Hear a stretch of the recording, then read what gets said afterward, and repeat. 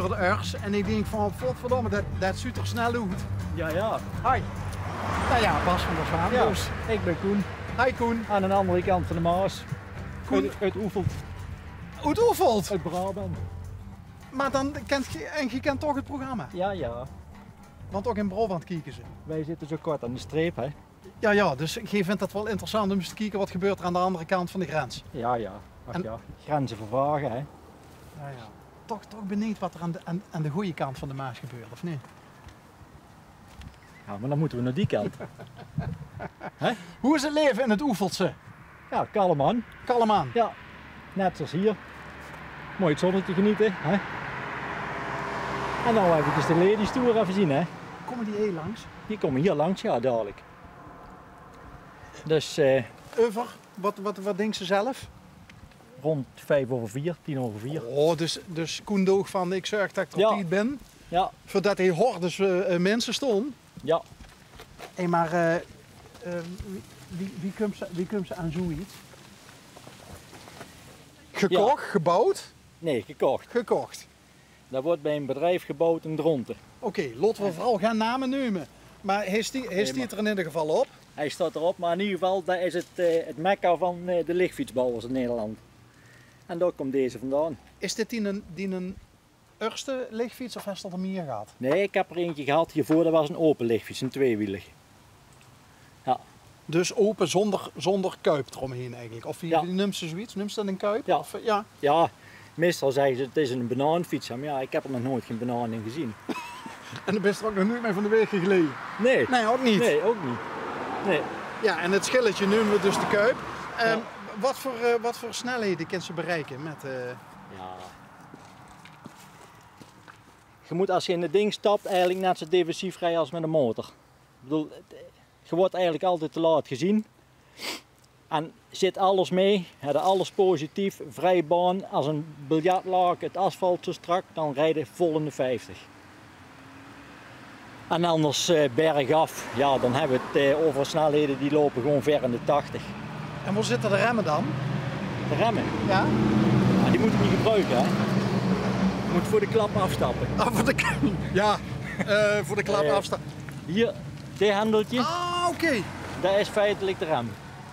En nou met dit palletje Ja. staat hij eigenlijk gewoon op de complete handrem. Oh, dat palletje, oh, dan trekken ze hem Ja. uit, of Ja. de doos hem in, en dan doen ze het palletje ertussen. Hier zit feitelijk alles op. Hiervoor en achter dan kunnen de knipperlichten zien. Dus hoor. die zitten er ook in. Vrek. Kom nog eens. Kijk, links en nog eens rechts, Koen. En, Kijk. kijk, en we doen het nog af en toe onderweg een ijsje proberen te verkopen.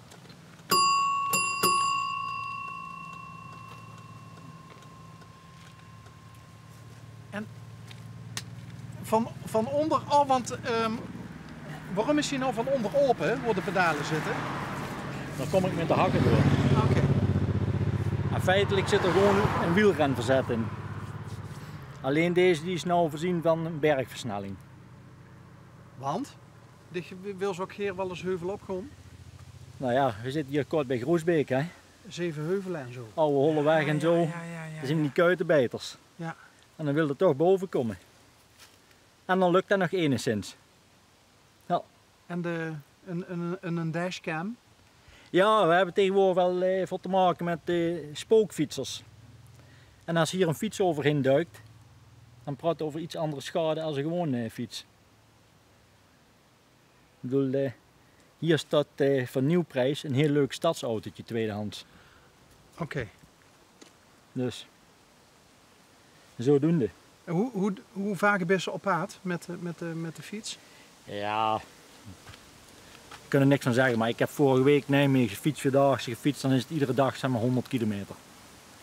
Maar ik fiets er ook wel eens tochten mee en dan doen we dat vanaf, dat is toevallig ook net in Limburg, in Merselo.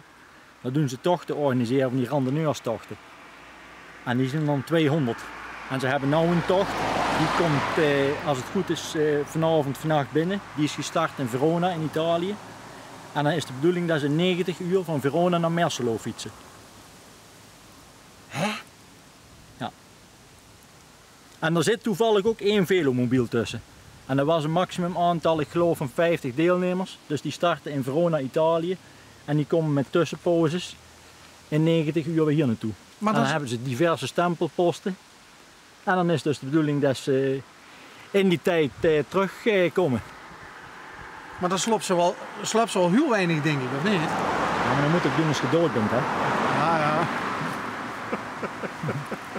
Ja, zodoende. Heeft ze een gezin? Nee, ik heb een vriendin en ik heb een hond. En die vriendin, wat vindt die ervan? Ja, die vindt dat prachtig als ze maar niet mee heeft.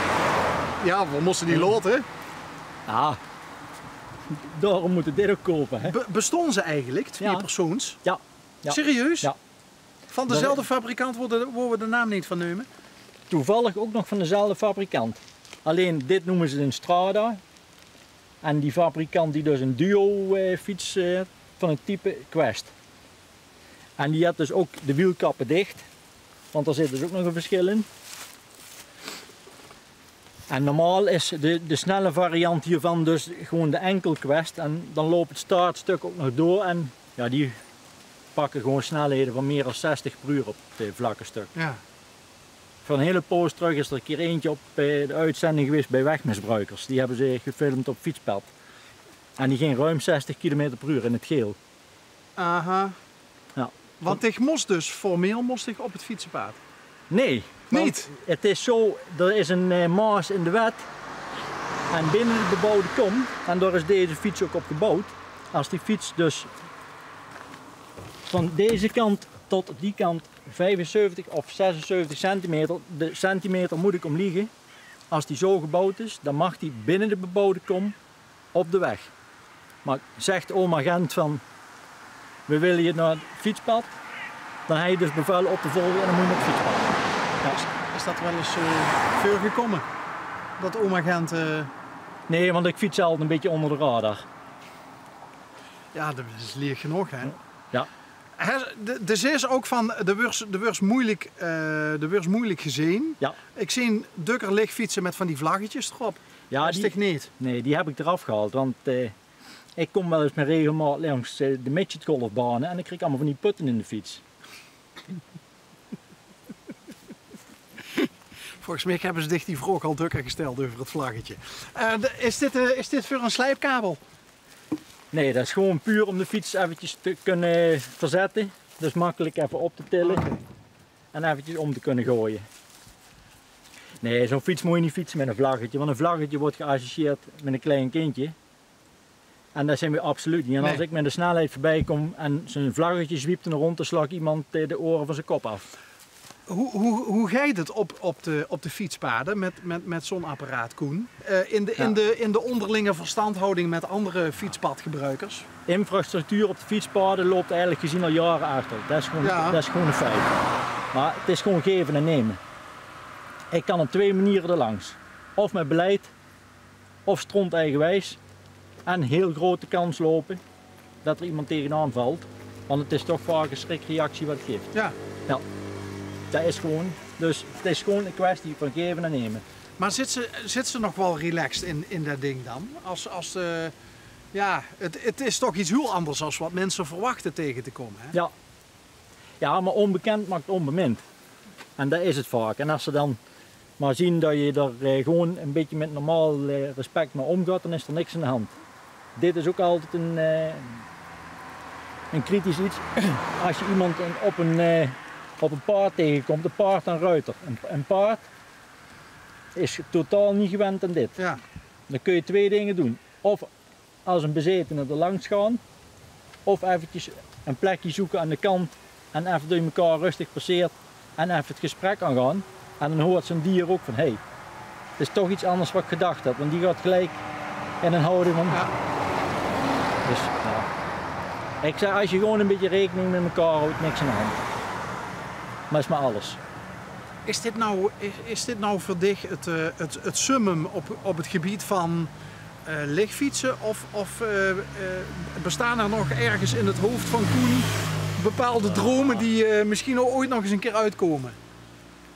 Dromen moet je altijd blijven houden, maar ik bedoel, Er is zo'n ontwikkeling in die fietsen en als je iedere keer ziet wat er dan bij moet. Ik bedoel, je praat niet over het bedrag van een e-bike of een speedbike. Ja.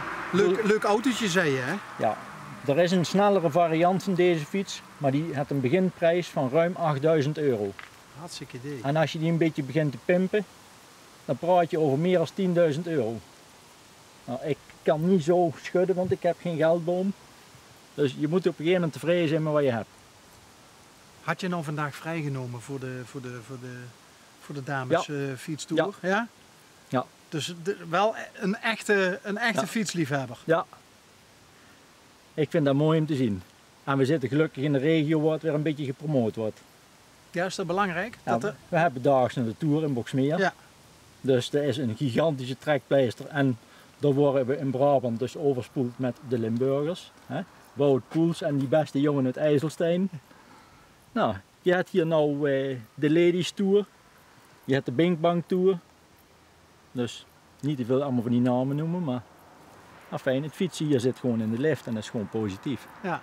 Dus als wij hier gewoon zien wat we hier aan een netwerk hebben, Maasduinen en gewoon alles in Brabant hier aan deze kant erbij gezegd, dan hebben wij honderden kilometers fietsnetwerk. Alleen je moet het wel zien. Fiets je wel eens, tot slot, fiets je wel eens samen met je vriendin? Heel af en toe. En dan met deze? Nee. Dan spring ik gewoon op de bukfiets. Dan krijg ik weer pijn in de kont. Wat is een bukfiets? Een rechtopfiets. Oh, zo. Dat noemen ze een bukfiets. Een bukfiets? Dus dat is pijn in de kont. Oké. Ja. Nee.